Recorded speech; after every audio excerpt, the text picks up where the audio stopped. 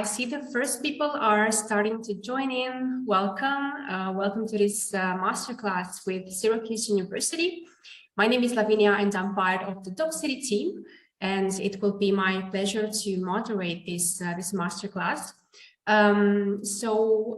The topic of today's masterclass is entrepreneurship. So how can you be sure to succeed as an entrepreneur, and what are the skills that are most in demand in this industry? And how can you make sure that you will succeed as an entrepreneur in today's industry? So while we are waiting for all participants to connect, I would like to ask you if you can maybe pop in the chat where you are connecting from, and so that we can get to know you a little bit better. In the meantime, I would like to thank Professor John Torrens from Syracuse University for being here with us tonight.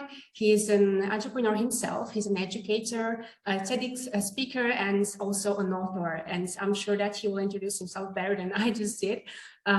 So yeah, in the meantime, I would like to let you all know that the presentation will last about 45 minutes. And afterwards, we'll have a Q&A session. So if you have any questions for Professor Torrens or any question related to, just student life or admissions at Syracuse, make sure to pop your questions in the Q&A box and we'll be happy to help you.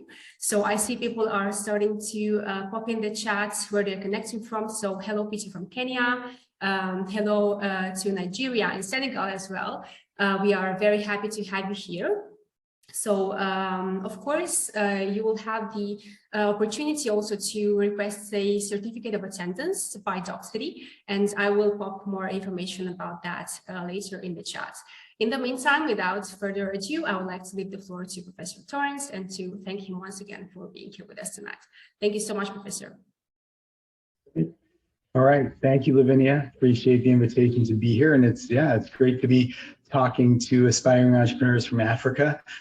I haven't spent a lot of time in Africa, but I have been there on a few occasions. I've been to Kenya, Tanzania, Rwanda, and South Africa, and fell in love with the continent every time I've been there. So really, really nice to have you all here. Thanks for joining. So I'm gonna go ahead and share my screen. All right. So hopefully you can all see that. Yes, I can. All right. Yeah. Perfect. Good. All right, so yeah, we're gonna talk about this topic. It comes up often, and we always get this question: are entrepreneurs made? Are they born? And the answer, at least from a university perspective, is that of course they're made. We can teach them. This is what we do, and we're going to talk a little bit about engaging in the right degree, mentorship, and support system, and like Lavinia said, my name is John Torrens. I'm a professor of practice at Syracuse University's Whitman School of Management in our highly ranked Entrepreneurship and Emerging Enterprises department. I'm also the deputy department chair, and I manage the MS in Entrepreneurship, both the online version and the full-time on-campus version. All right. So really quickly, just a little bit about me, so you know, who is this person? What is he doing here? Why do I even care? So my background is varied, and I like to share this only because I talk to a lot of prospective students who say, well, I don't really have a business background. I don't know if that I don't know if I'll be a good fit. Maybe they're a little bit intimidated by a business curriculum, but I'm here to tell you it's not that bad. So I started out my college career as a music student. I went to music school. I was a saxophone player, and within the first month, they had me go observe a fourth grade clarinet lesson. If you've ever heard a fourth grader play clarinet, it's very painful. And at that moment, I decided, okay, I can't do this for the rest of my life. So I changed to a psychology undergrad major, which was not all that useful for me. So I decided to go to graduate school. I'm a speech language pathologist by training.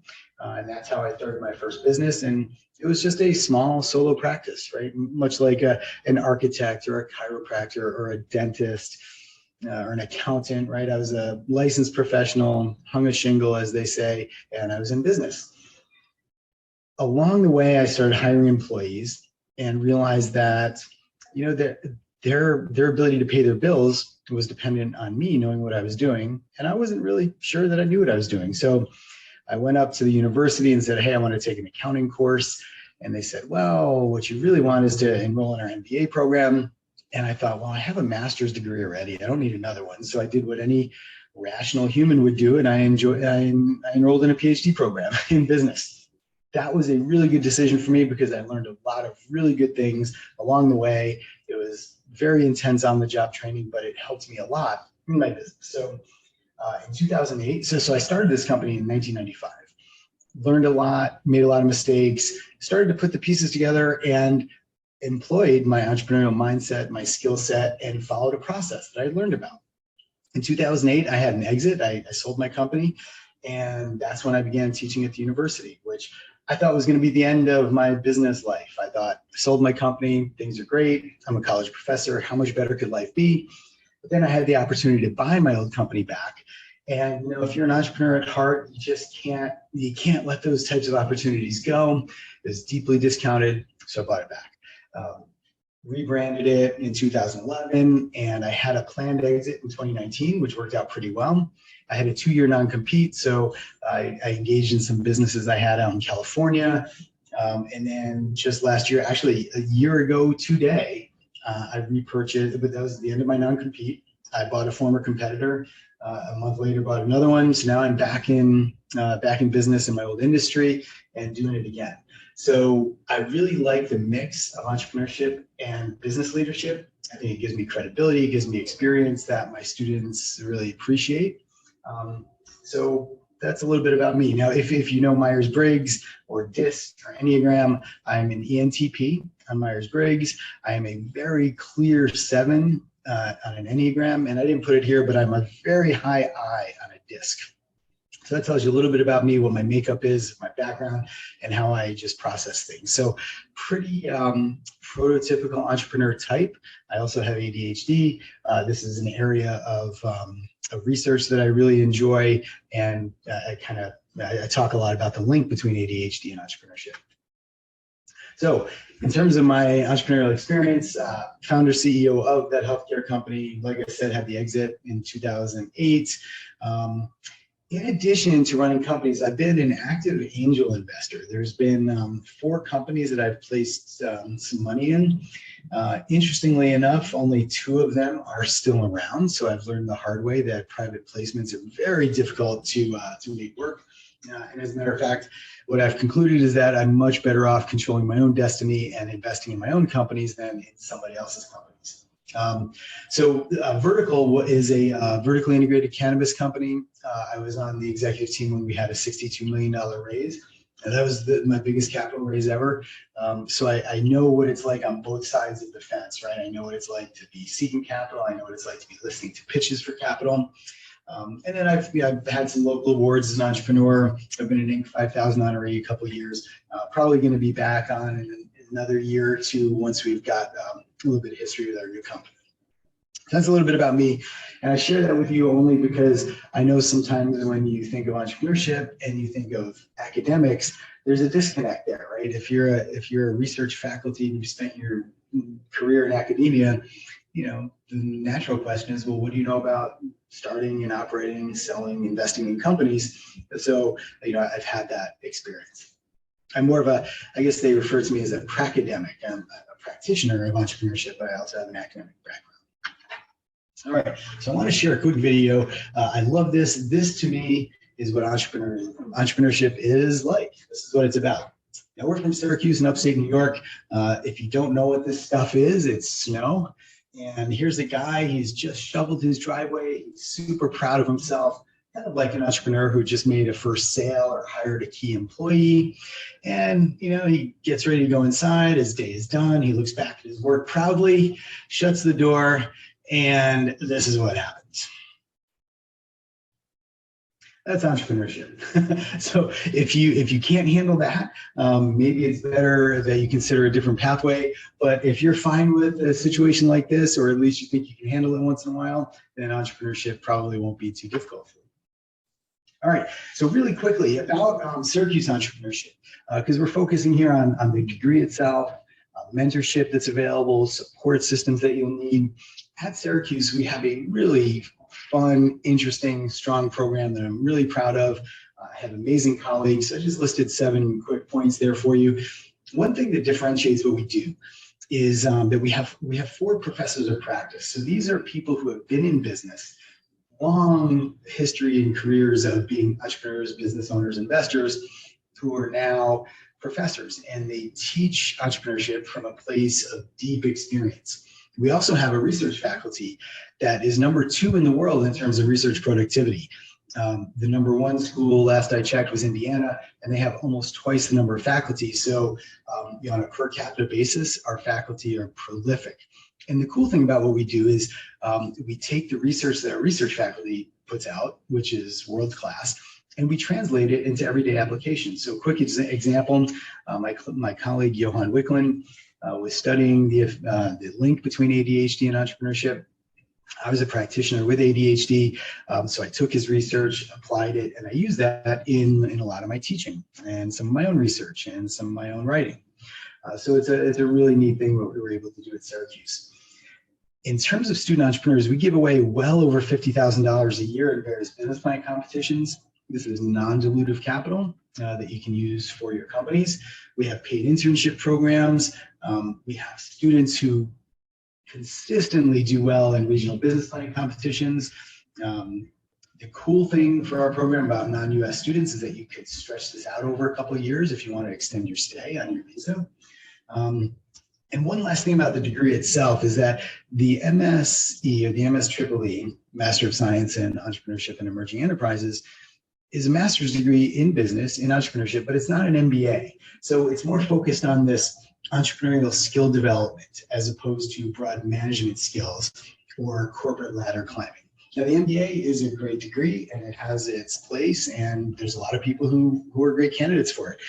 However, if you don't want that corporate ladder, if you don't have those aspirations or you don't need that broad management background and you're really more interested in developing the skill set required to be an entrepreneur, learning the process of entrepreneurship and developing that mindset or honing that mindset, the MSEEE is a really helpful degree. So on that, the first topic in the session was the degree, then mentorship, and support systems. I just wanted to share this with you because when we think about entrepreneurship, we think about new venture creation, right? We think about starting companies, which is natural. That's what we think about. That's what we read about. Those are the news stories about the entrepreneurs who raised money or sold their company or are doing something really neat and innovative. But at Syracuse, we recognize that not everybody wants to start a company right away. So we develop different tracks. These aren't majors or concentrations. These are just conceptual tracks for students who kind of want to follow a path. Maybe they thought it was new venture creation, but it's something else. So in terms of new venture creation, obviously it's how to start and run a company. And we've got skills that we can deliver for our students and career goals below. However, there are also other tracks as well. So this social entrepreneurship track. This is for students who are interested in starting and managing a socially oriented company. It could be a nonprofit. It could be a for-profit company with a central core social mission. But that's a slightly different track. It's different skill sets, different contacts you need to make, and different experiences. So we offer that. Then we also have a corporate track, which is very interesting and different because we recognize that not every student is going to start a company right after they get their master's. They may have aspirations to do that, but they also may need to get a job so they can save some money, gain some experience, build their network before they go start a company.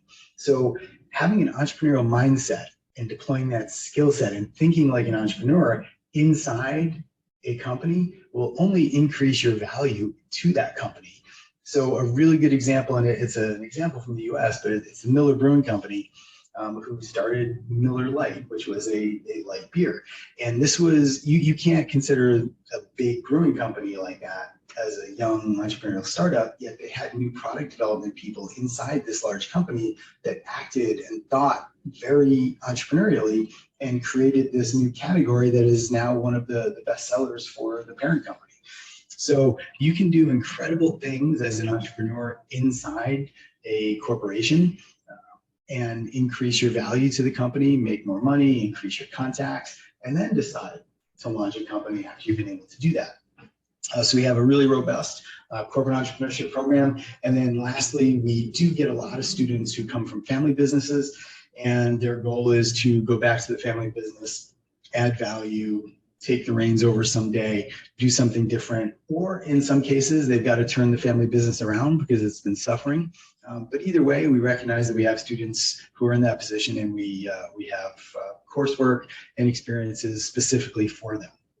So when you think of entrepreneurship, think of these 4 tracks, or think of it more globally. So instead of always thinking about new venture creation, think of it more as a skill set, a mindset, and the ability to act. All right, so this is the question, right? What makes an entrepreneur? Are they made? Are they born? You can look at these pictures here. Every one of these are pictures of, or images of entrepreneurs, or something that represents entrepreneurs. Of course, we have Richard Branson, who is, everybody knows who he is. But, there's the little kid who makes something at home. He makes pencil sharpeners with custom engraving on it and sells them, or this little guy who runs the lemonade stand, or whatever it is. If you're doing things like that, if you're identifying problems and solving them in a unique way that's better than the way somebody else is doing it, you're an entrepreneur. So common questions we get. So is there a prototype of an entrepreneur? Right, this is something we get all the time, and yeah, there are certain skills and maybe just attributes that entrepreneurs have, right? Like we know that they're not necessarily risk averse, although the stereotype of an entrepreneur being a wild risk taker, we know is not true. It's not that they're wild risk takers; it's that they're really good at being risk mitigators. So they identify the risks, and they're able to live with the worst case scenario, which could be really bad, but they're willing to live with it if it happens, but they've got that motivation to avoid that happening altogether. So when you think of entrepreneurs, don't think of crazy, wild risk takers, think of risk mitigators and people who are comfortable with the risks that they're taking. There's other things too, right? They tend to be pretty good at sales, or they tend to be pretty good at the technical aspects of whatever they were doing. They're okay not sleeping a lot. They're okay with risks, things like that. However, those are just the basics. I mean, you can learn to live with those. You can find partners that have those attributes. Those aren't the most important things. Are entrepreneurs different from managers? So this we get a lot as a question, and the answer is emphatically yes. So managers have to have coherent allocation of resources, coherent deployment of resources. They need policies, they need procedures, they need to be consistent, right? They need to do things in a linear fashion sometimes. Whereas entrepreneurs or innovators or people who notice opportunities and go after a way to solve those problems, they're a little bit different. As a matter of fact, you probably know somebody like this, right? They like the challenge of the new opportunity. They like solving the problem. But then when it gets a little bit too corporate or too organized or too policy and procedure oriented, that's when they start to fall apart. They don't really like it anymore, and they're looking for the next thing. Or worse yet is they try to knuckle down and stay with it and try to do things that they think they should be able to do, even though they're not really built that way, right? One of the things I see a lot is the true entrepreneur tries to take on the role of the manager when their company gets to a certain size. And that's when things start to fall apart because they're not doing what they're actually good at.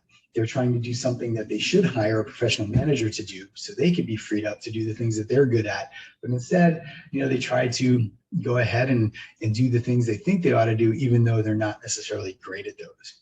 It's the rare person that can be the entrepreneur and a really successful manager as well. Is there a better time to pursue entrepreneurship? That question, I usually say the answer is now. It's when you recognize the opportunity. And we'll talk about that in a little bit. However, there's some data to support that. As you get older, your chances of success improve a little bit, mostly because you've got more experience. Maybe you approach the world in a different way. Maybe you've got a little bit more money. You've got better contacts.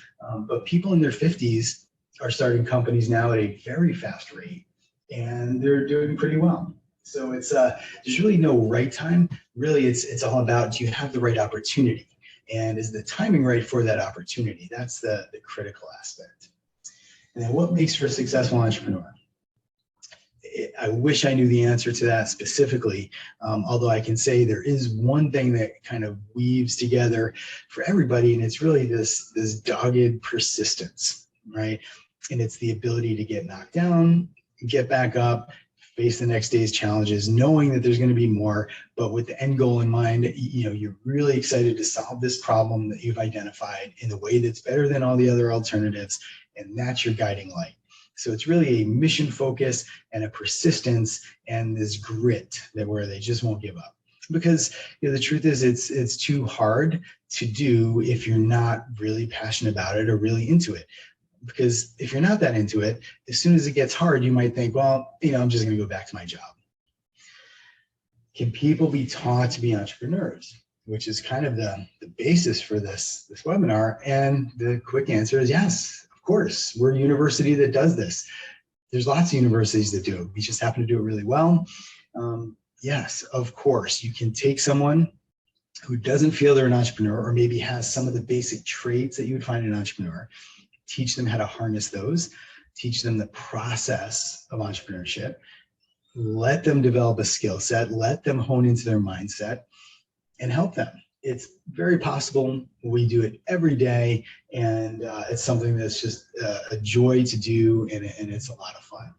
So Richard Branson, one of my favorite entrepreneurs, entrepreneurship is about identifying and enacting alternative paths to the future. And I love that because it's not about business, it's not all about money, it's not about all the things that you think come along with being a successful entrepreneur. It's about an alternative path to the future. For me personally, as a 7, an ENTP, and an high I on the DISC, my driving motivation is my freedom and flexibility. I'm willing to give up income and wealth for those things. Other people have other drivers and other motivations, but for me, it's flexibility and freedom. So alternative paths to the future, to me, that's a really, that's a great definition. All right, so yes, you can learn to be an entrepreneur. You can learn the entrepreneurial process. And I'll share with you a slide that kind of has my process that I teach my students in a minute. You can definitely develop the entrepreneurial skill set. You can learn skills, right? You can develop skill sets. Entrepreneurship is no different.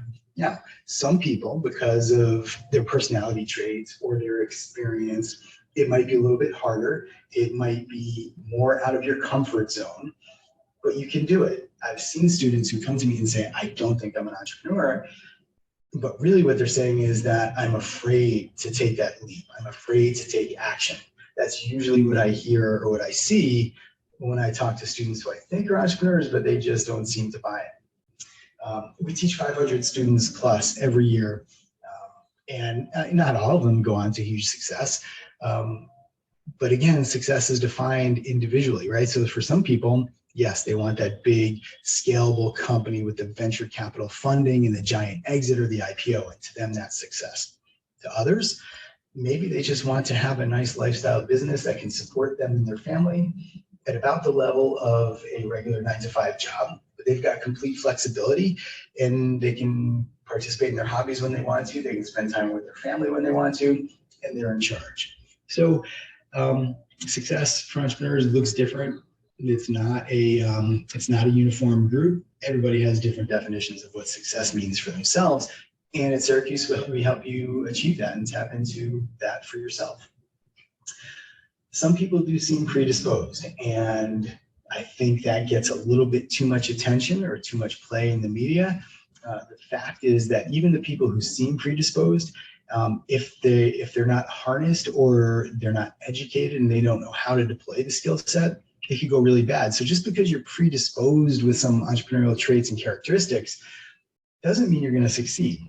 Doesn't mean you're not going to succeed. However, wouldn't it be nice to be able to take what's already good about or helpful about your traits and characteristics and deploy those in a way that's more effective or more likely to lead to success? So even if you have these traits and characteristics, you can still learn an awful lot about how to harness them and amplify them to reach your goals.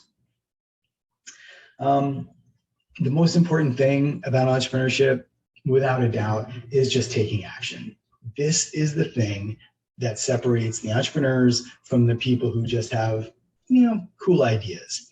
It's all about taking action, and it's taking that first step, evaluating, taking the next step, reevaluating, and keeping moving forward.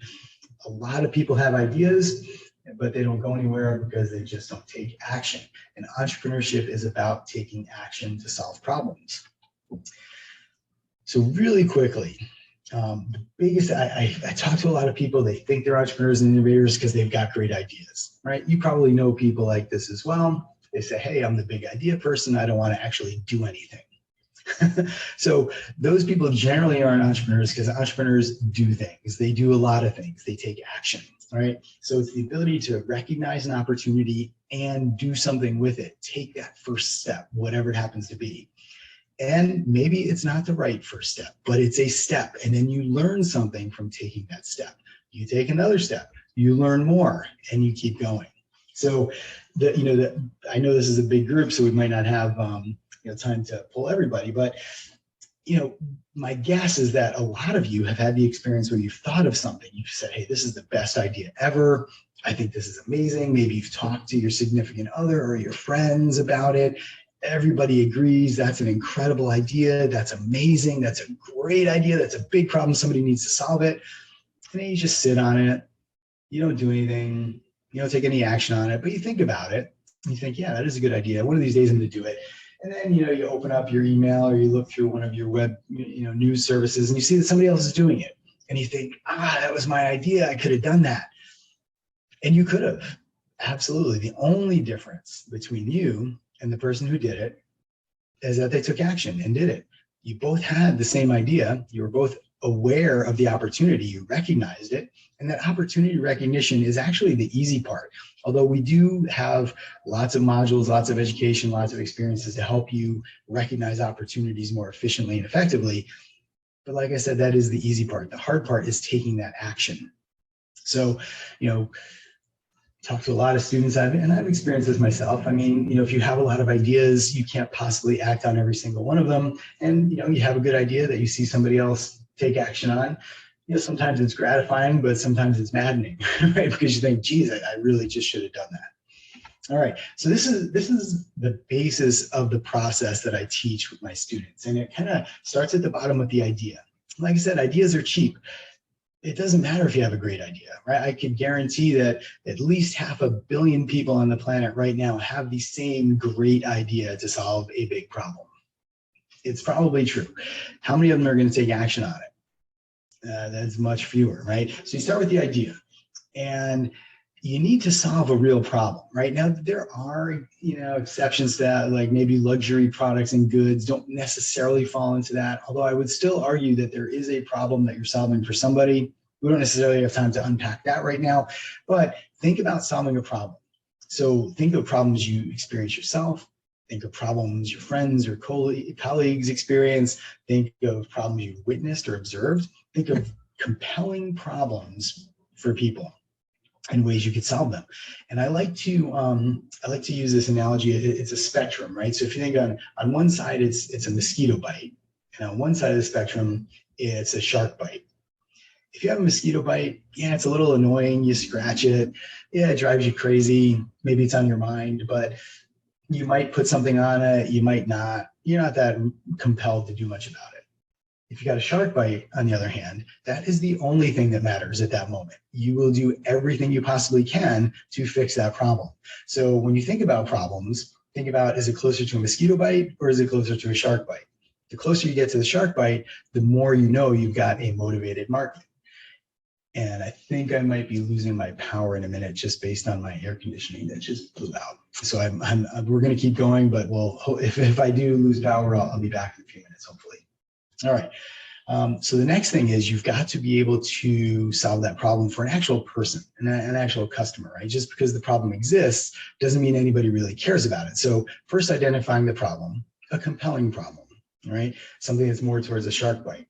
Now, it doesn't have to necessarily be a compelling problem for a huge population, but it does need to be a compelling problem for somebody. It could be a very small segment of people that are drastically underserved by their current alternatives, and that's a great niche to start with. So find a problem you need to solve that's more like a shark bite than a mosquito bite for an actual customer. Identify who experiences this problem, create a persona for them, really describe them, understand them so you can validate with them. And then you've got to ensure or evaluate how your solution, how you think you're going to solve this problem, is better than the next best alternatives. Because when people have problems, they're solving them for themselves. They may not always be the most elegant solution, but they're solving them for themselves. So your job as the entrepreneur is to consider and evaluate how your solution is considerably better than all of those next best alternatives out there. The simple presence of next best alternatives shouldn't detract you if you think your solution is that much better. Because the truth is, people are always looking to solve their problems in a better, more effective way. So if you have that, don't even worry about the presence of other solutions, because you'll make them irrelevant. And then lastly, at a price they're willing to pay. And this goes to value more than it goes to price. So customers pay for value. For example, one value that a lot of people are willing to pay for is simple convenience, right? People pay for convenience all the time. What is the value that your customer is seeking? And it's not always price, right? I hear a lot of entrepreneurs say, well, I'm going to be the lowest price, so I'll get customers. And of course, we know that doesn't work, because when you attract the low cost customer and all of a sudden you're not the low cost provider anymore, you lose all those customers to the new low cost provider. It's a miserable place to be. You're always competing on price, and that's just not that effective or fun for anybody. What you want to do is consider the value that you're delivering and price accordingly. So, one of the best one of my favorite examples is the Panama Canal. To transit the canal with a container ship is roughly $250,000. It's expensive, right? But the alternative is to go all the way around South America to the other side. And to operate a tanker like that, so it'll take about 30 to 45 days, and it'll cost you $30,000 to $50,000 a day to operate that ship. So even though $250,000 to transit the canal is an awful lot of money just by itself without context, when you compare it to the expense of operating a tanker for 30 to 45 days at $30,000 to $50,000 a day, you can see the value proposition is pretty steep, right? So think about value. Think about what you're doing for your customer. Are you helping them make money? Are you helping them save money? Helping them save time? Are you doing something better, faster, stronger, less expensive than the next best alternative? Those are all the things you should be thinking of. And these are the things we take, weeks in our semesters to go through, unpack, experience, and practice. All right. So one of the things I always get from students in terms of reasons why they don't take the plunge, don't take action as entrepreneurs, is because they don't want to fail. Right? They're like, well, what happens if I fail? And I always turn the question around and say, well, yeah, what happens if you fail? Are you going to die?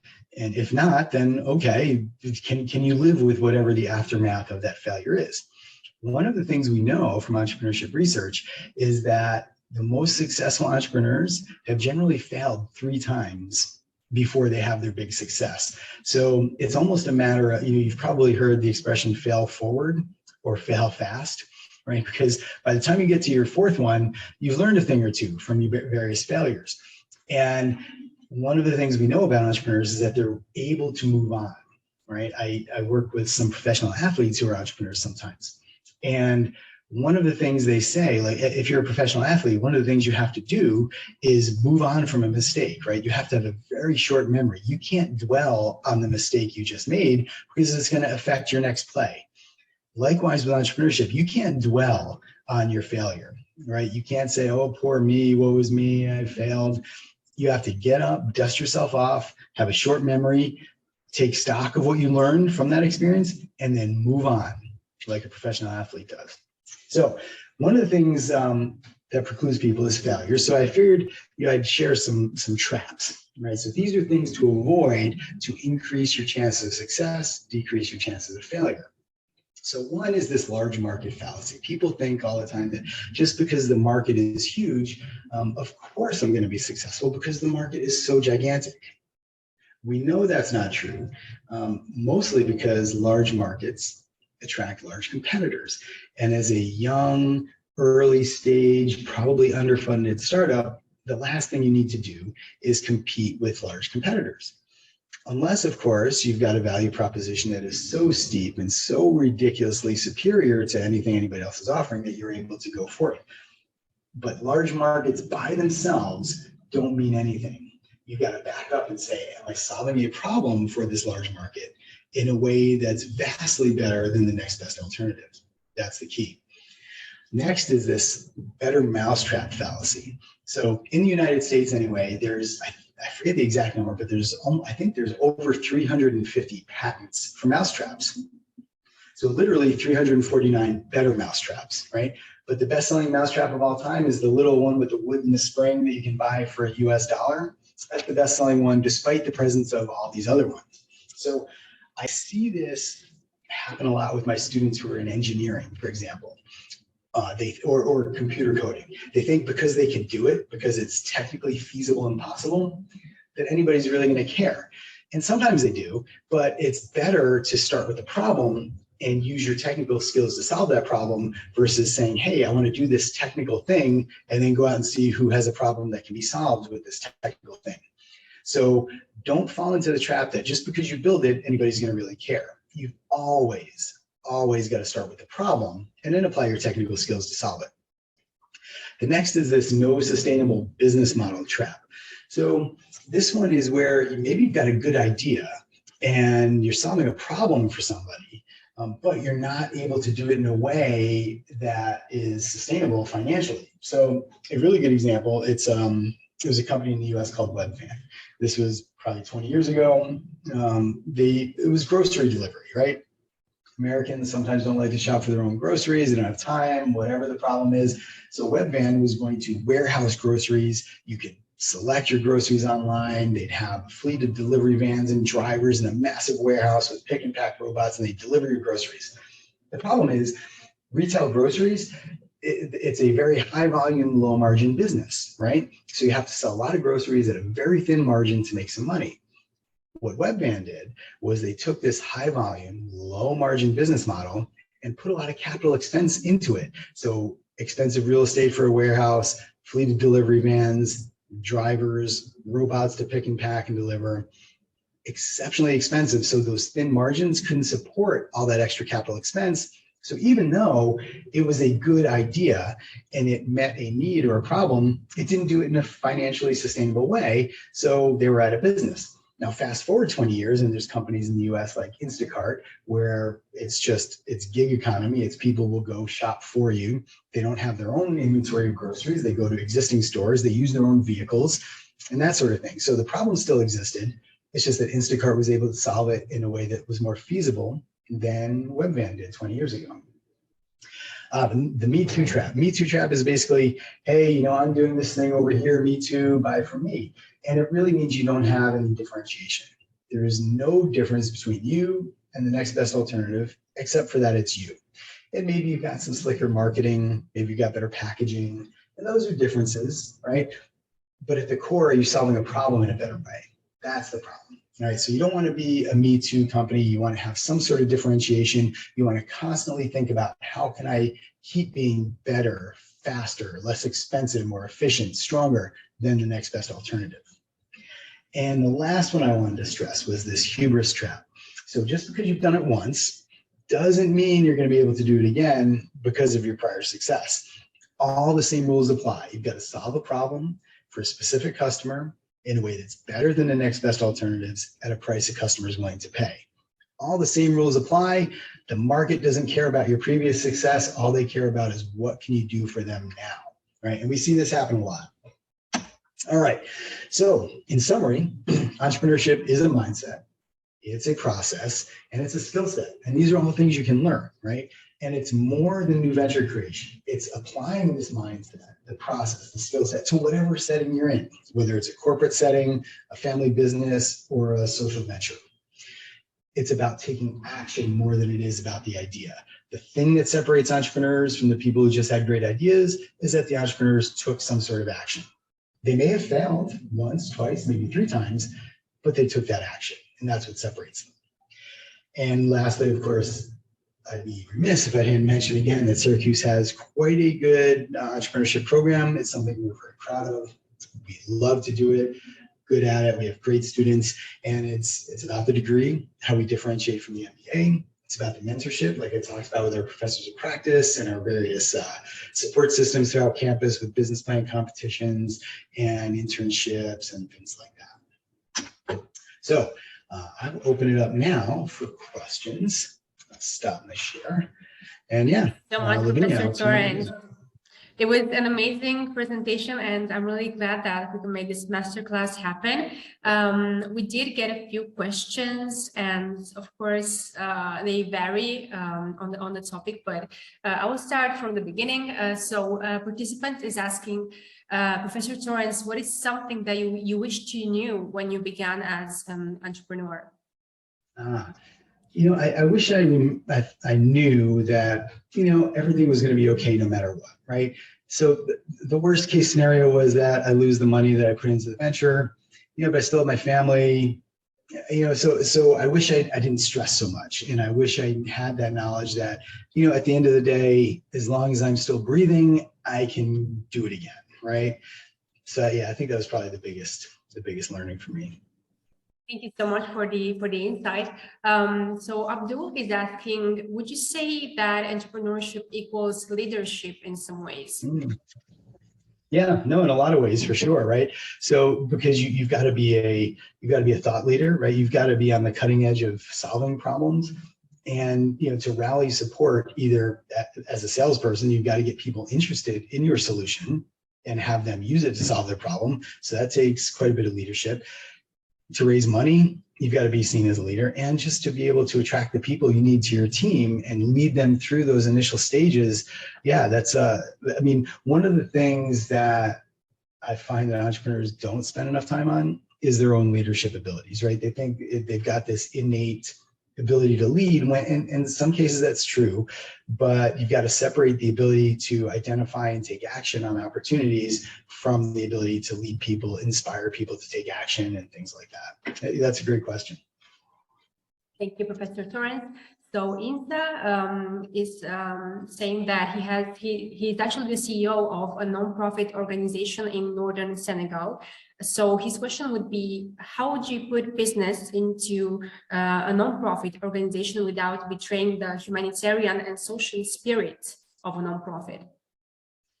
Yeah, sure. So the thing about a nonprofit is that nobody owns it technically, right? There's no shareholders, there's no owners, and that's really the difference. I mean, besides the how important the social aspect of the mission is, but the truth is, you still have to you have to take in more money than you spend, whether it's through donors or whether it's through providing services or sales or whatever. So, really good example. A good friend of mine is the CEO of the Syracuse Rescue Mission, and it's a homeless shelter, soup kitchen, and they do some vocational programming. They're donor funded for the most part, but what they also do is they take donations of used clothing and sell them in thrift stores. And the thrift stores actually fund the operation. So there could be very good tie-ins from the mission to what you could offer the community on a revenue basis, right? But there's nothing to prevent you from staying true to your mission while also somehow raising the funds you need to operate. Thank you so much, Professor. So participant is actually thanking you for this wonderful presentation. He or she is asking, so they would like to know or get some clarification on an entrepreneur's career path. So does it really consist only in solving a problem, creating a successful business, sustain it or sell it, and then repeat the process? So like rinse and repeat, let's say. Yeah, sure. So there is a debate or discussion in entrepreneurship circles, and we do often discriminate between small business owners and entrepreneurs, right? So if you have a nail salon or a small restaurant or something like that, you're a small business owner. But if you're not truly innovating, right? If you're not doing something new and solving big problems for people, you're a small business owner, which is amazing, but you're not necessarily an entrepreneur. Entrepreneurs innovate, they solve big problems and things like that. Now you don't have to sell your business, right? That's just, I mean, some entrepreneurs like to do that because they want to get the big exit and then try to do it again. But there's a lot of successful entrepreneurs who stay with their companies maybe until they die, and they love it. So I think it's highly personalized. But I did want to stress the difference between being a small business owner, which is we need small business owners, right? But it's different for being an entrepreneur. An entrepreneur can be a small business owner, but they have a different mindset and a different skill set. Thank you so much, Professor Torrens. So a participant is asking, how do you actually strengthen your negotiation skills as an entrepreneur? So I teach a course on negotiation, and I always say it's not a spectator sport, right? So you're not going to get better at football by watching, right? You got to practice and you got to play. So likewise with negotiation, you can read about it, you could observe it, but you're not going to get better at it until you practice. So there are a lot of great books, webinars about negotiation. You could read them, you can get the concepts, but you've got to apply those concepts. And that truly, like anything, that's the only way to get better at it, is to practice. And in one of the courses, so the course I teach, it's a 1-week intensive down at one of our centers in New York City. And we meet from 8 in the morning to 4 in the afternoon, Monday through Friday. But every day we do at least 2 practice presentations or practice negotiations. So we'll learn some content in the morning, we'll apply it through a practice, we'll debrief it. After lunch, we do the same thing. We learn some new content, some new topics, and then we apply it and we debrief it. And we do that all week. And the students get much better at it because they practiced it. Yeah. Thank you so much, Professor. So I was wondering if you could perhaps tell us more about the Panasi business plan. Yeah, sure. So every year we have a competition that's funded by one of our donors, and we give away about $42,000 in that one. The top prize is $20,000, and yeah, it could be a faculty member, it could be a student, it could be an alumni, anyone related to campus. But yeah, you write a business plan, it gets reviewed in the first round by a panel, and then if you clear that, you go to the live presentations, and then so usually 16 teams go to live presentations, and then we winnow it down to 5 who compete in the finals. And top prize is $20,000, second prize is $7,500, and I think the third prize is $2,500. And then there's some other smaller prizes that are given out at the judge's discretion. But that's only one of the competitions on campus. There was one up at our Blackstone Launchpad. I think they just gave away $50,000 2 weekends ago. And actually a couple of our MSc students did really, really well, which is great. So it's always fun to see. I was wondering if you perhaps could tell us more about the Blackstone Launchpad at Syracuse. Yeah, so it's the central hub for entrepreneurship on campus. It's not housed in the School of Management for a reason, because we want to encourage cross-pollination. We want to encourage that transdisciplinary interaction. So it's over in the Central Library, and it's just a fun, high energy hub where students with an interest in entrepreneurship hang out. So you've got founders there, but you've also got students with technical skills who maybe want to get linked up with a startup because they can offer technical skills. So one of the things that startups always need are people who can code. So coders hang out there and just kind of see, hey, who can I link up with? Who needs my skills? That kind of thing. So it's just a really fun place to be. So you get mentorship. They have a lineup of service providers who have agreed to provide their services gratis. So we have a human resources consultant, we have a lawyer, we have an accountant who have office hours there. We have speakers that come in. There's a course for Launchpad students who are growing and scaling their companies. It's just a really fun place. And those students, they do incredibly well in business plan competitions and raise a lot of money. I think over the past 5 years, we just totaled it up a couple of weeks ago, but it was well over $5 million that these students have won. So it's pretty cool. Thank you so much, Professor Torrens. So to stay on the topic of interesting opportunities at Syracuse, I was wondering if you could maybe tell us more and give us some insight into the Student Incubator Center at Whitman. Yeah, so in addition to the Launchpad, which it's not that far away from the Whitman School, but in the middle of winter, going outside, no matter how far, seems far away. So inside the Whitman building, we do have an incubator, and you could be a member of the Launchpad and our own incubator. But you get some desk space, you get a mailing address, you get access to the professors of practice. There's some programming, but it's really just a place to park and run your business from, right? So you'll have a mailing address, you'll have some support, you have access to things that you need, including mentorship. So yeah, it's a great thing to be a part of.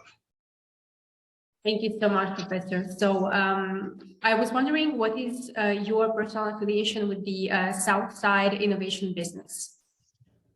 So yeah, I don't involve myself too much with the SSIC or the Southside Innovation Center. We have somebody who runs that, but that's it's an entrepreneurship center in a low income area of Syracuse, and it's meant to help people in low income areas who have ideas. They lack resources. So actually, one really cool thing we have there is our community test kitchen. So a lot of entrepreneurs have really interesting recipes or family recipes. And, how many people do you know that make something really, really tasty and they bring it to you and you say, oh my God, you should sell this, right? But the problem is that they don't have a industrial kitchen that, complies with various health regulations and things like that. So we have this test kitchen where if you have a recipe that you want to work on commercializing, you can sign up, use the test kitchen and commercialize your recipe and get it to the point where you can make enough of it to sell it. So yeah, the SSIC is an amazing place, very much like the incubator at Whitman, except it's for people who are not students, and there's office space, conference room space, mentorship, programming. Yeah. Sounds like an amazing program. And I was wondering if we can maybe take it back to a question that we got that was asking about the difference between entrepreneurship and leadership. So to stay on that, I wanted to ask you, what is, from your point of view, the main difference between a male entrepreneur and a female entrepreneur? And what would your advice be for women who want to be entrepreneurs? That's a really good question. So, I was actually just reading some research a couple of weeks ago about venture capital funding for female entrepreneurs, which isn't as readily available. Or female entrepreneurs, despite the fact that they might have amazing ideas, better than their male counterparts, for whatever reason, venture capitalists do not fund their ideas at the same rate. So that was actually pretty disappointing to me. Now we do, in addition to the SSIC, we have our WISE Center, which is Women Igniting the Spirit of Entrepreneurship. So we have lots of programming and lots of support specifically for women entrepreneurs. So one of the things I think is really important is having a network, right? So other female entrepreneurs they can lean on for support, for guidance, mentorship, that sort of thing. But I think the female entrepreneurs that I know that are really successful, they don't think of themselves as female entrepreneurs. They just think of themselves as entrepreneurs. Given that, they're still going to have obstacles that male entrepreneurs won't face because they're female. But I think, I see them overcome that. But yeah, having said that, I know it's a completely different set of obstacles for female entrepreneurs. And I don't really know that I've got the best advice for that, but it's a really good question. But I think a support network is probably a really great place to start.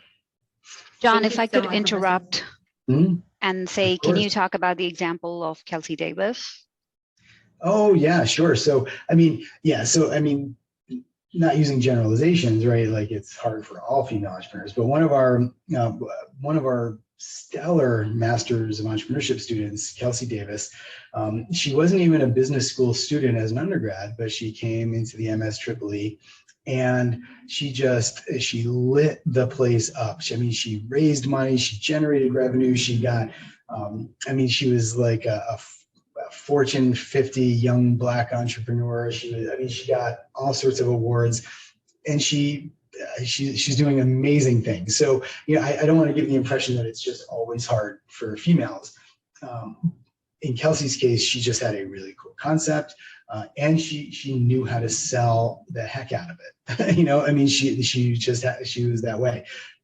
She raised a lot of money. Now she's in revenue. She's selling. And I know a lot of women entrepreneurs who just are incredible and amazing. So yeah, I didn't want to make it sound like it was just that much harder, but there are certain obstacles, of course. Yeah.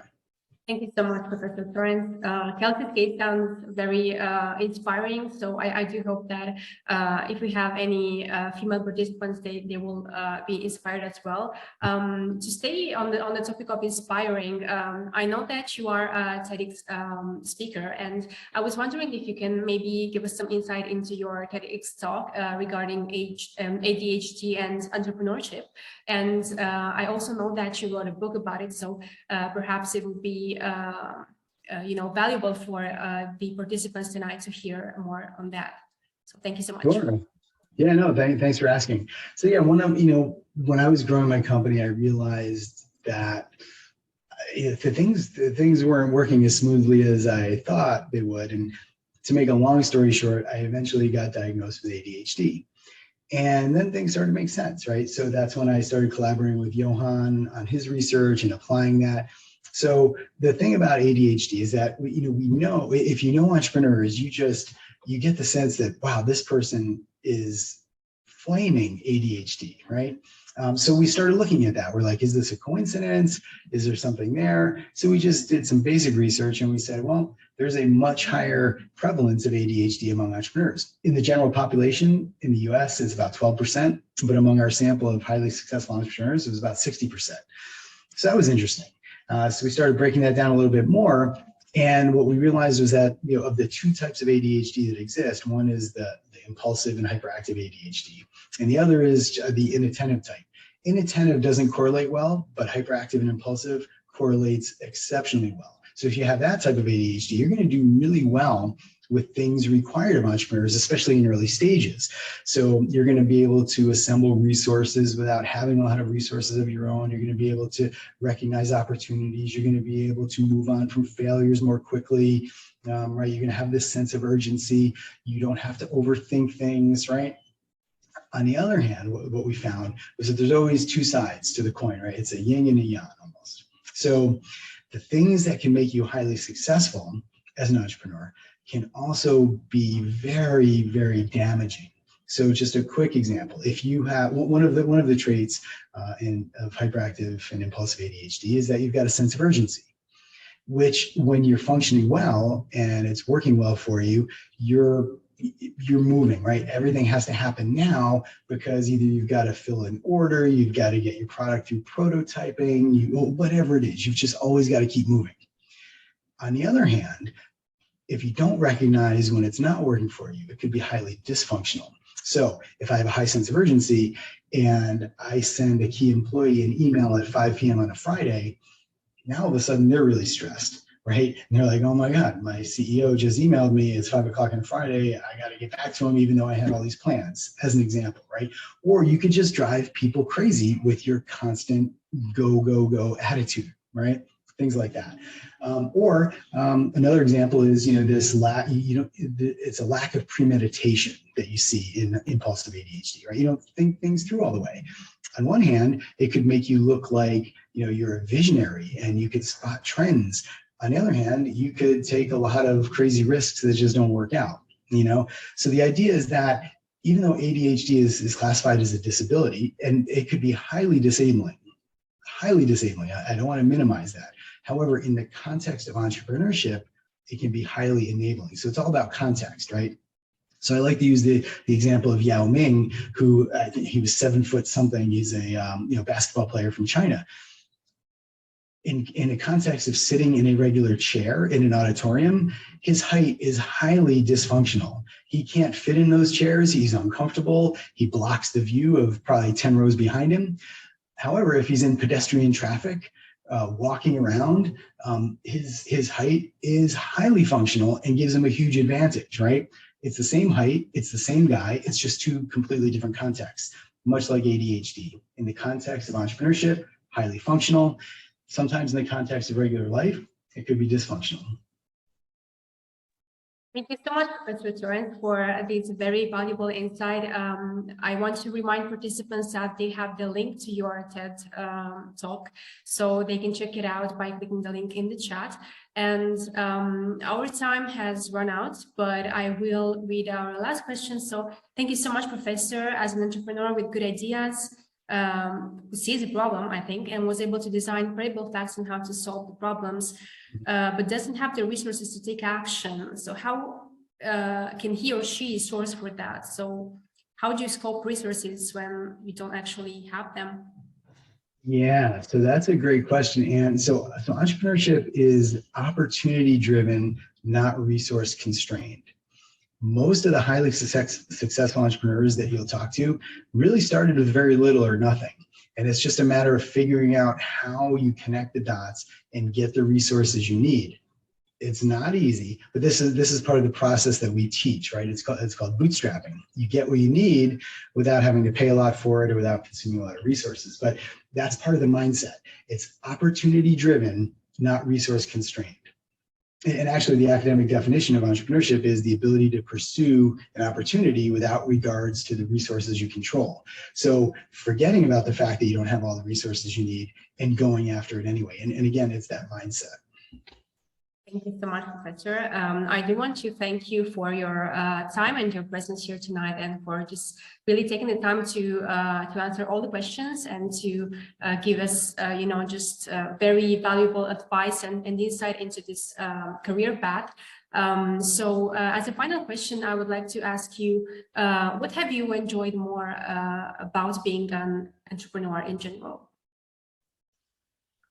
Yeah, so I enjoy creating something from nothing, right? I enjoy seeing something that exists now that didn't exist a year ago because of my efforts. So that's very, very rewarding and gratifying. Thank you so much, Professor. So I just popped in the chat your email and Shree's email. So for all the participants who are curious to know more about the academic offer at Syracuse, they can reach out to Shree, and she will take really good care of you and just really solve all your doubts regarding to admissions and applications and so on and so forth. So our time for the Q&A session unfortunately has run out, but I want to remind participants that if they do have any questions, they can just refer to the emails that I've just popped in the chat, and they will get a recording of this masterclass. So if they missed any part of it, they can just review it later. And Professor, I really want to thank you once again for your presence here tonight, and Shree for yours as well. Thank you so much, and I really hope that this was a valuable, event for all participants. It sure was for me, and I will definitely check out your TED Talk, Professor, after this event. Thank you so much once again, and I really wish everyone a nice day or evening according to where they are connected from. Yeah, thank you. Bye-bye. Thank you so much, and see you next time. Bye-bye.